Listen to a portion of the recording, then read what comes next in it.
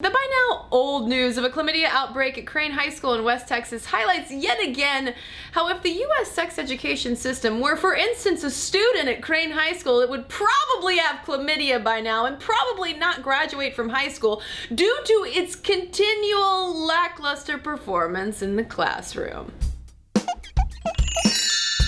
News reports on the chlamydia outbreak note that Crane High is in a school district that doesn't officially offer sex education, although per Texas state guidelines, the district does officially endorse abstinence plus curriculum and leaves it up to individual instructors to decide whether or not they'd like to teach it. If those instructors do so choose to teach abstinence plus curriculum, Crane High School parents can opt their kids out of those classes. How is it possible then that across the United States so many sex education variations and loopholes exist to the point that school-wide chlamydia outbreaks can happen? Let's pretend that sex education is like the alphabet. And very generally speaking, this is how everyone from the federal government down to parents decide which students learn what. Although sex ed literacy is vital to basic human health and well-being, not all U.S. kids are taught the same alphabet. And how that happens starts with federal education funding in Washington. But it's state and local representatives and school boards that really pick and choose the letters their students are taught, because too many might spell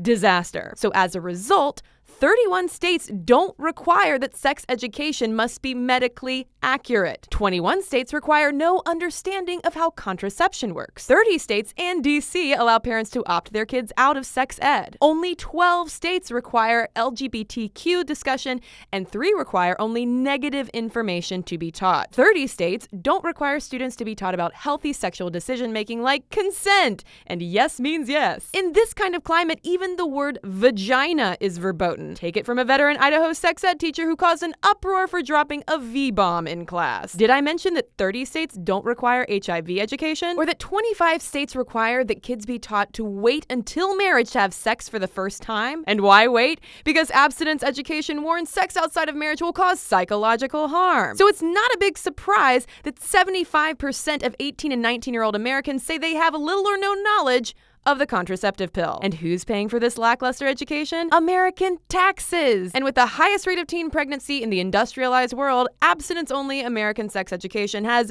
zero impact. Which is a joke, because what kind of alphabet does this leave too many kids with? Not a very big one. With this abstinence-limited alphabet, students can spell words like basic, scant, and ancient, all of which pretty accurately describes the kind of information that abstinence-based sex education teaches.